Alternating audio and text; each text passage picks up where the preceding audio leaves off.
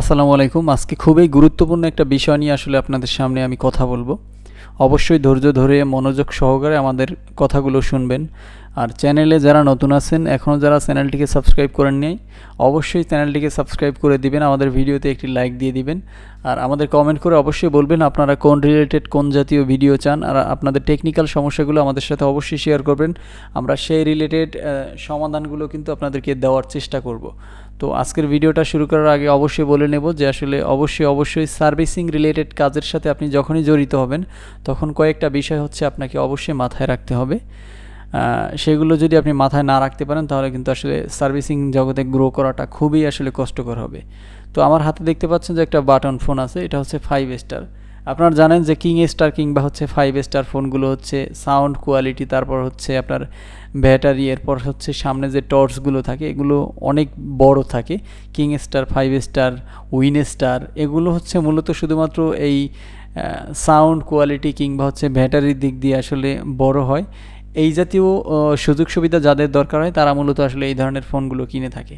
তো যারা হচ্ছে সার্ভিসিং রিলেটেড কাজের সাথে আসলে জড়িত হতে চান, বা অনেকেই আছেন যে আসলে সার্ভিসিংয়ের জগৎটা কেমন এটা সম্পর্কে আমার আসলে একটু জানতে হবে, একটু ঘাটাঘাটি করতে হবে, এ বিষয়ে ঘাটাঘাটি না করে আসলে এই সেক্টরে আসা যাবে না। তবে আপনার সিদ্ধান্ত ঠিক আছে, কোনো বিষয়ে না জেনে সেই বিষয়ে আসলে আগানোটা আসলে ঠিক না। আপনাকে মিনিমাম একটু রিসার্চ সে বিষয়টা নিয়ে করতে হবে।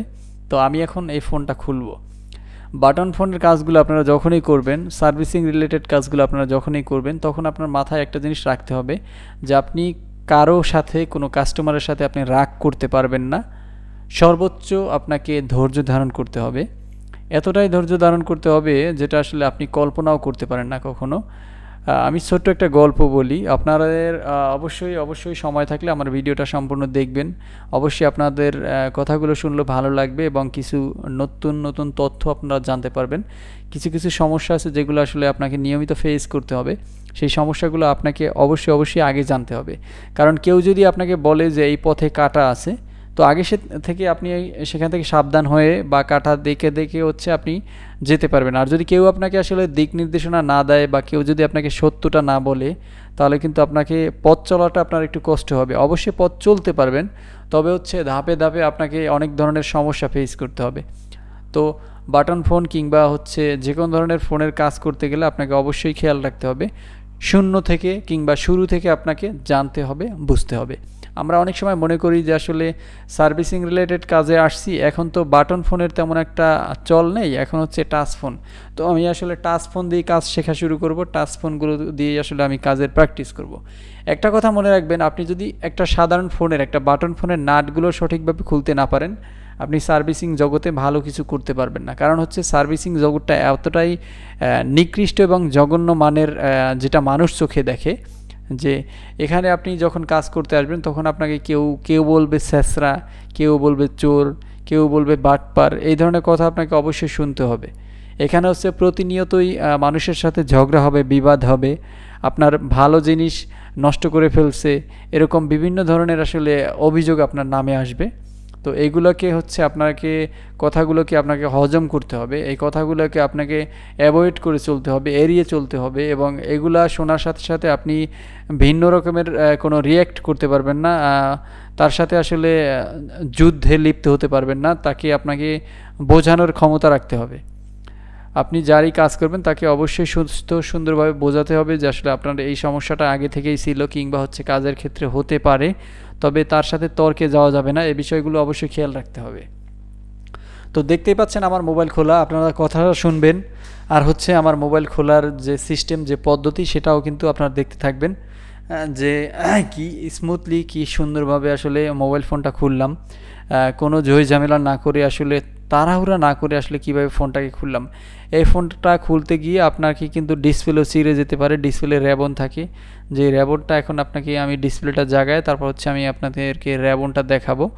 আর মোবাইলগুলো খোলার সাথে সাথে আপনারা দেখতে পারবেন যে মোবাইলের মধ্যে কয়েকটা তার থাকে, বিশেষ করে বাটন ফোনগুলোতে, যেগুলোতে টর্চ লাইট থাকে সেগুলোতে তার ব্যবহার করা হয়। এখন বিশেষ করে তারগুলোও তেমন একটা ব্যবহার হয় না। তারপর হচ্ছে আপনি যখন ফোনগুলো খুলবেন, নতুন কাজ শিখতে যাবেন, তখন কিন্তু আপনার হাতে বাটন ফোনগুলোই দেওয়া হবে। যে সত্য বিষয়টা, যে কথাটা আমি আপনাদেরকে বলবো, সেটা খুবই গুরুত্বপূর্ণ।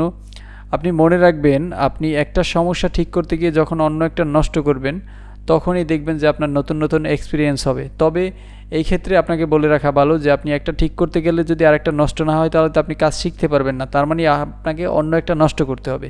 আপনি মনে রাখবেন কোনো কিছু নষ্ট না করেও, কোনো কিছু ক্ষতি না করেও যদি আপনি কোনো কাজ সম্পন্ন করতে পারেন, আর এরকম যদি আপনি পর্যায়ক্রমে করতে থাকেন তাহলে কিন্তু আপনার কাজের অভিজ্ঞতা বেড়ে যাবে। মনে রাখবেন আপনাকে যদি বলা হয় যে আপনি এই কাজটা করবেন, আশেপাশে কোনো কিছুর উপরে কোনো আঘাত প্রতিআঘাত পড়তে পারবে না, তাহলে কিন্তু আপনাকে অবশ্যই বারবার সতর্ক থাকতে হবে আর হচ্ছে ওই কাজটা করতে হবে। দেখেন আপনার মাথার মধ্যে দুইটা কাজ ঘুরবে, একটা হচ্ছে এই যেই সমস্যাটার জন্য আপনি ফোনটা খুলতেছেন এটা আপনাকে ঠিক করতে হবে, আর দ্বিতীয় কথা হচ্ছে আপনাকে পাশাপাশি যেন কোনো সমস্যা না হয় সেটার দিকেও খেয়াল রাখতে হবে। তো আপনাকে দুইটা জিনিস আপনার মাথায় যখন চাপিয়ে দেওয়া হয়েছে তখন কিন্তু আপনার মাথায় প্রেশার বেড়ে গেছে। তো এই ধরনের কাজের ক্ষেত্রে কিন্তু আপনাকে বিভিন্ন ধরনের সমস্যা ফেস করতে হবে, বিভিন্ন ধরনের সমস্যা দেখলেও কিন্তু আপনাকে এড়িয়ে যেতে হবে। যখনই দেখবেন যে আপনি টর্চ লাইটের কাজ করতেছেন, সামনে আপনার টর্চ লাইটটা ছিঁড়ে গেছে, দেখবেন স্পিকারের লাইন খোলা আছে কিংবা চিড়ে গেছে। অনেক সময় দেখা যায় দীর্ঘদিন যখন আপনার ফোনটা ব্যবহার করা হয় তখন হচ্ছে ভিতরে একটা জং কিংবা মরিচা ধরে অনেক সময় অনেক ডিসপ্লের লাইন, তারপর হচ্ছে আপনার স্পিকারের যে তার থাকে, বাটন ফোনে বিশেষ করে স্পিকারের তারই থাকে, এগুলো দেখবেন যে নড়বড় অবস্থা এতদিন চলছে। আপনি যখন খুলছেন ব্রাশ দিয়ে যখন পরিষ্কার করছেন, জং পরিষ্কার করছেন কিংবা হচ্ছে ওটাকে কি বলে, ওই যে জংয়ের মতোই তো পড়ে পানিতে, যখন আপনার এটা পড়ে মরিচার মতো যেগুলো পড়ে, এগুলো পড়ার সাথে সাথে দেখবেন ওই জায়গাটা এখনও সংযোগ আছে কিন্তু আপনি নাড়াচাড়া দিলেই কিন্তু লাইনগুলো ডিসকানেক্ট কিংবা হচ্ছে ওগুলোর থেকে ছিঁড়ে যাবে, লাইনগুলোর কথা আমি বলতেছি। তখন কিন্তু আপনার ওই লাইনটা, কিংবা আগে যদি স্পিকার চলতো এখন চলবে না, আগে যদি টর্চ জ্বলতো তো তখন আর জ্বলবে না। সুতরাং এইগুলা হচ্ছে কাস্টমারকে বলা যাবে না, এগুলা এমনিতেই আপনার চোখে দেখা কাজ, আপনি এমনিতেই নিজে যেহেতু দেখছেন সমস্যা, আপনাকে এটা অবশ্যই ঠিক করে দিতে হবে। কারণ কাস্টমার তো আসলে এটা নষ্ট অবস্থায় আনে নাই, তার কথাও ঠিক, সে তো ভিতরের খবর কখনোই জানবে না। একটা সাধারণ কাস্টমার কিন্তু আপনাদের মোবাইলের সমস্যা এগুলো কিন্তু তারা কখনোই বুঝতে পারবেন না। এই যে দেখতে পাচ্ছেন আমি এখন চার্জিং পোর্টটা দেখাইছি, নিচে দেখতে পাচ্ছেন চার্জিং পোর্ট, উপরে দেখতে পাচ্ছেন স্পিকার। তো এই ধরনের ফোন যখনই পানিতে পড়বে তখনই বুঝতে হবে যে চার্জিং পোর্টগুলোতে আপনাকে বিভিন্ন ধরনের সমস্যা দেখা দিতে পারে, এখানে শর্ট হইতে পারে, জং ধরতে পারে, জং বলতে মরিচাকে যেটা বুঝাইছি, এইগুলো ক্লিন করতে হবে। এরপর হচ্ছে মাইক্রোফোন, মাইক্রোফোন নষ্ট হতে পারে, মাইক্রোফোনগুলোকে কিন্তু আপনাকে প্লাস মাইনাস দেখেই ঝালাই করতে হবে, তা না হলে কিন্তু আপনার কথা একবারের বেশি যাবে না, একবার দুইবার যাবে তারপর আর যাবে না।